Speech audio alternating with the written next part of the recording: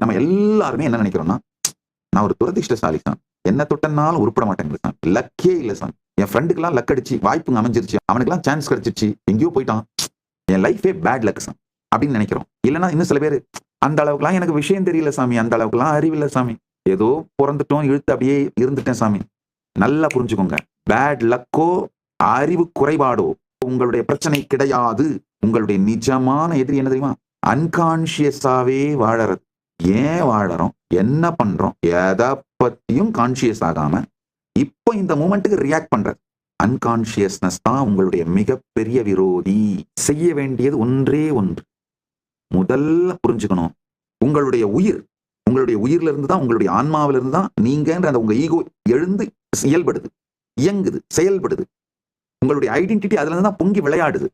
எப்படி இந்த பொம்மையோட கயிறு பொம்மலாட்டக்காரன் கையில இருக்கு. நீங்க வெளியில இருந்து பார்க்க அந்த பொம்மை சுதந்திரமாக ஆடுவது போல, செயல்படுவது போல தெரிந்தாலும் அதனுடைய கயிறு அந்த பொம்மையின் இயக்கத்தின் மூலம் பொம்மலாட்டக்காரன் கையில் இருப்பது போல, நீங்க நினைக்கிற அந்த ஐடென்டிட்டியோட மூலமாக இருக்கின்ற உங்களுடைய ஆன்மா, அதன் மீது உங்களுடைய கவனம் முழுவதையும் குவியுங்கள். அந்த பரம்தான் நிஜமான நீங்கள். எழுந்து விளையாடி அடங்குகிற அந்த பொம்மலாட்ட பொம்மை போல உங்களுக்குள் எழுந்து விளையாடி அடங்குகின்ற இந்த அகங்காரம் நீங்கள் அல்ல.